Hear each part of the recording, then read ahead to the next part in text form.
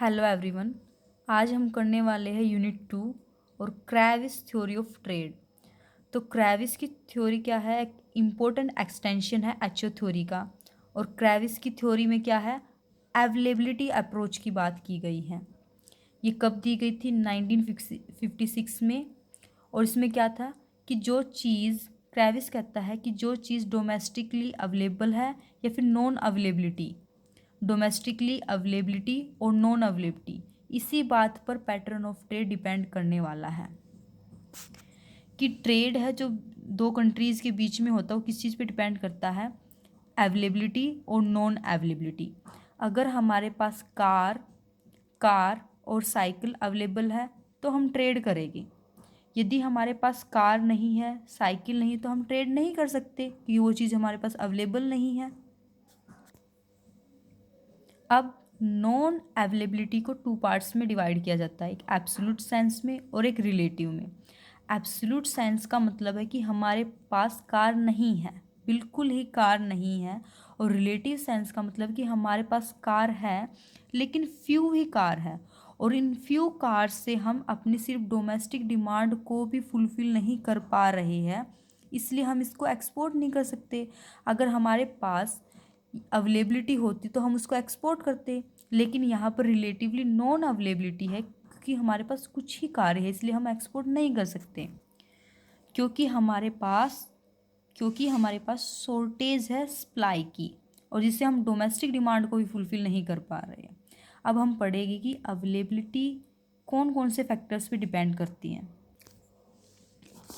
First इसमें आता है नेचुरल रिसोर्सेज। अगर किसी कंट्री के पास वो नेचुरल रिसोर्सेज में रिच है तो नेचुरल रिसोर्सेज का यूज़ करते हुए प्रोडक्ट बनाएगी लार्ज क्वांटिटी में और उन्हें एक्सपोर्ट करेगी बाहर। यदि उनके पास नेचुरल रिसोर्सेज की स्कार्सिटी है, मतलब कमी है, तब क्या करेंगे? तो वे प्रोडक्ट को इंपोर्ट करेंगे। नेक्स्ट है टेक्निकल प्रोग्रेस। अगर कोई कंट्री टेक्निकल प्रोग्रेस करती है तो उसके प्रोडक्शन बढ़ता है। प्रोडक्शन बढ़ेगा तो सप्लाई ऑफ गुड्स बढ़ेगी और उससे वो फिर एक्सपोर्ट करेगा। लेकिन अगर टेक्निकल प्रोग्रेस नहीं होती है, हम वही पुरानी मशीनें यूज़ करते रहते हैं, न्यू टेक्नोलॉजी को अडोप्ट नहीं करते, तो प्रोडक्शन नहीं बढ़ता। प्रोडक्शन नहीं बढ़ेगा तो गुड्स की सप्लाई नहीं बढ़ेगी और हम एक्सपोर्ट क्या करेंगे? कुछ नहीं कर पाएंगे। नेक्स्ट हमारा पॉइंट है प्रोडक्ट डिफ्रेंशिएशन। क्योंकि हमारे प्रोडक्ट मार्केट में जब हम करते हैं बिजनेस या ट्रेड करते हैं तो सभी के प्रोडक्ट अलग होते हैं। अगर हमारा प्रोडक्ट अलग है, उसकी एक ब्रांड वैल्यू दूसरों से अलग है, तो हमें कुछ टेम्परेरी मोनोपोली, कुछ टाइम के लिए मोनोपोली मिल जाती है और हम प्रोडक्ट को बाहर एक्सपोर्ट कर सकते हैं बाहर, और इससे हम गेन मतलब प्रॉफिट कमा सकते हैं। लेकिन अगर कोई दूसरी कंपनी किसी तरह का न्यू इनोवेशन करती है और अब उनका प्रोडक्ट हमसे अलग है और अच्छा भी है, तो टेम्परेरी मोनोपोली अब दूसरी कंट्री के पास होगी। नेक्स्ट है गवर्नमेंट की पॉलिसीज़। अगर गवर्नमेंट टैरिफ लगाती है या फिर किसी तरह का नॉन टैरिफ बैरियर्स लगाती है तो इससे हमारा ट्रेड इफेक्ट होता है, तो वो चीज़ अवेलेबल ही नहीं होगी। लेकिन टैरिफ या रिस्ट्रिक्शन नहीं लगाएगी तो वो चीज़ अवेलेबल होगी, हम इजीली ट्रेड कर पाएंगे। और इसका सबसे अच्छा एग्जांपल तो ओपेक। ओपेक बहुत सारे रिस्ट्रिक्शंस लगाता है अपने ट्रेड पर। अब हम अवेलेबिलिटी के कॉन्सेप्ट को एक उससे एग्जाम्पल से समझने वाले हैं कि हमारे पास तीन कंट्री है, कंट्री ए बी एंड सी। तीनों ही रिच किस में है? एग्रीकल्चर लैंड में, कि उनके पास काफ़ी सारा एग्रीकल्चर लैंड है और जिसमें वो वीट उगाते हैं, गेहूँ उगाते हैं। और country B C D rich है किस चीज़ में? आयरन ओरे में, मतलब कच्चे लोहे में। तो देखिए कि कंट्री ए बी सी तो वीट के प्रोडक्शन में रिच है, और country B C D steel के प्रोडक्शन में रिच है। तो कंट्री बी एंड सी दोनों ही चीज़ों के प्रोडक्शन में रिच है, लेकिन कंट्री ए सिर्फ वीट के प्रोडक्शन में और कंट्री डी केवल स्टील के प्रोडक्शन में। तो अवेलेबिलिटी थ्योरी हमें क्या कहती है कि कंट्री ए एक्सपोर्ट करेगी वीट कंट्री डी को, और कंट्री डी एक्सपोर्ट करेगी स्टील टू कंट्री ए को। तो यही अवेलेबिलिटी है कि कंट्री ए के पास सिर्फ वीट अवेलेबल है और कंट्री डी के पास केवल स्टील है। तो कंट्री बी और सी क्या करने वाली है?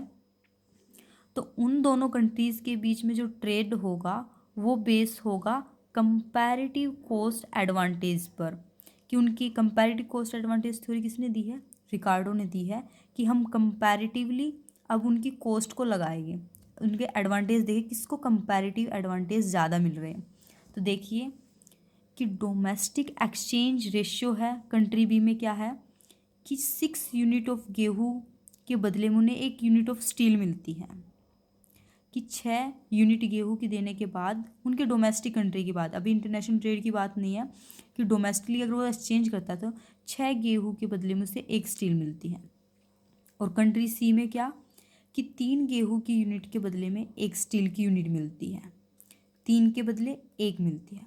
लेकिन जब इन अंतर्राष्ट्रीय व्यापार होता है, इंटरनेशनल ट्रेड होता है, तो इंटरनेशनल एक्सचेंज लाइन क्या है हमारी,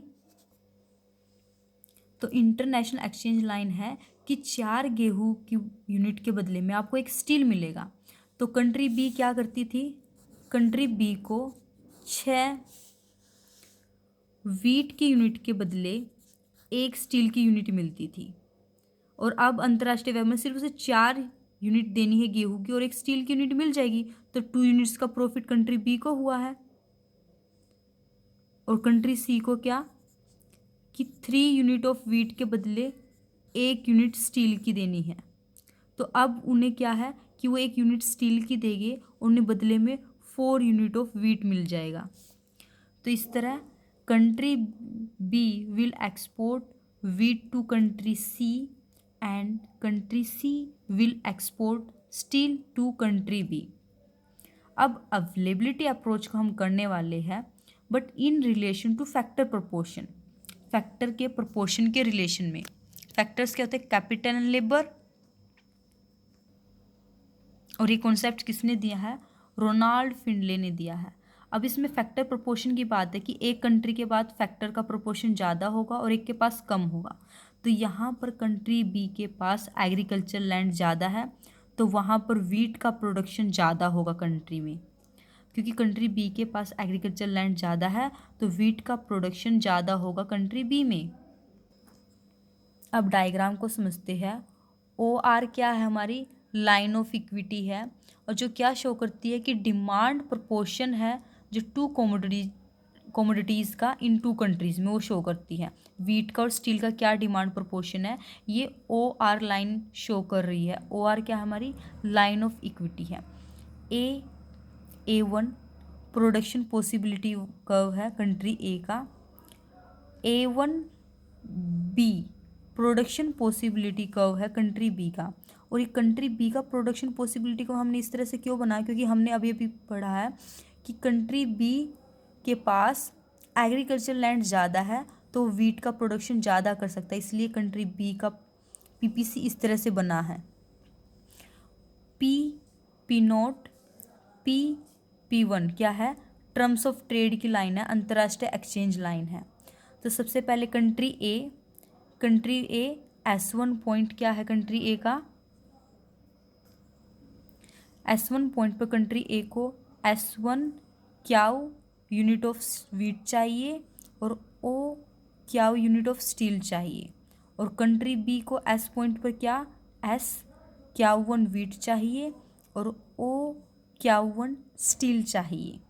ये उनकी अंतर्राष्ट्रीय व्यापार करेंगे तो इतना उन्हें वीट चाहिए, इतना स्टील चाहिए, ये सब कुछ है। तो ये लेकिन पॉइंट टी कंट्री ए का प्रोडक्शन पॉइंट है कि इतना प्रोडक्शन कंट्री ए में किया जा रहा है।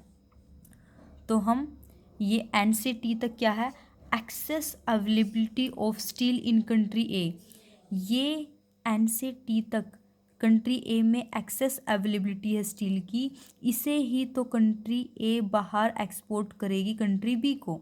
और सेम कंट्री बी में प्रोडक्शन पॉइंट क्या है, टी है।